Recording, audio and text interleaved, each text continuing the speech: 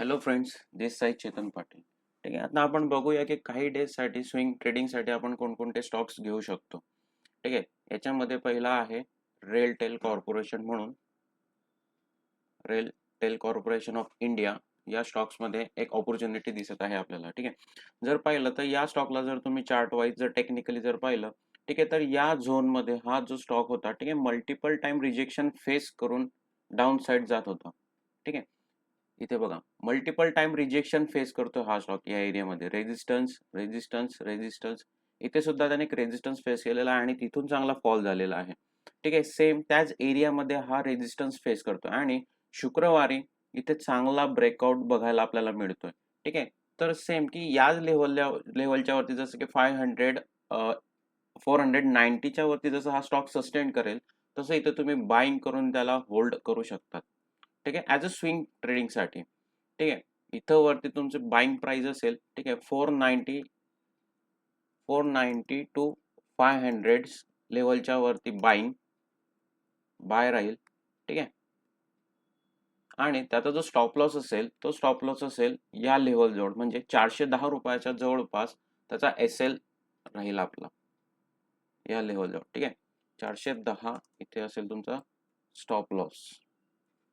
ठीक आहे, आता भलेही आपण स्विंग ट्रेडिंग करत आहोत पण तुम्हाला स्टॉप लॉस लावणं या स्टॉक मार्केटमध्ये गरजेचं असतं. ठीक आहे, म्हणून लक्षात ठेवा की स्टॉप लॉस जो असेल तुमचा 410 रुपयाचा असेल आणि तुमची जी बाईंग प्राइस असेल ती 490 ते 500च्या वरतीच बाईंग होईल हा स्टॉक. ठीक आहे, सेम याच्यामध्ये तुम्ही होल्ड राहू शकतात. ठीक आहे, नेक्स्ट स्टॉक आहे आयनॉक्स ग्रीन एनर्जी म्हणून.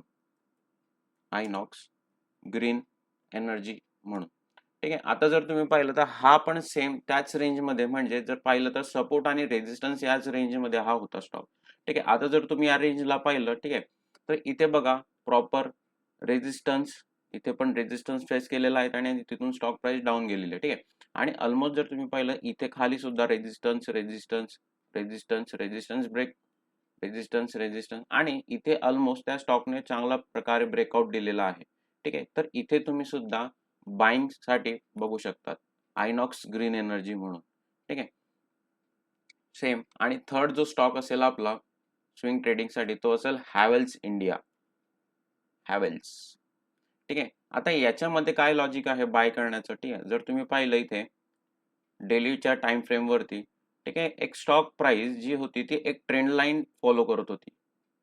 जर तुम्ही या पद्धतीने इथे जर ट्रेंड लाईन जर ड्रॉ केली, ठीक आहे, तर तुम्हाला कळतं की इथे स्टॉक प्राइस एक ट्रेंड लाईन फॉलो करत खाली येतोय. ठीक आहे, आणि जर तुम्ही पाहिलं तर इथे चांगला ब्रेकआउट तुम्हाला ब्रेकआउट सुद्धा बघायला मिळतो. ठीक आहे, तर सेम इथे तुमची बाईंग होणार. ठीक आहे, इथे बाईंग होणार. ठीक आहे, आणि जवळपास इथे कुठे बाईंग असेल आणि त्याचा जो स्टॉप लॉस असेल तो स्टॉप लॉस सुद्धा डिफाईन होईल आणि तो स्टॉप लॉस सुद्धा या रेंजच्या जवळपास असेल इथे कुठेतरी. 1800 रुपयाचा एल असेल. ठीक आहे,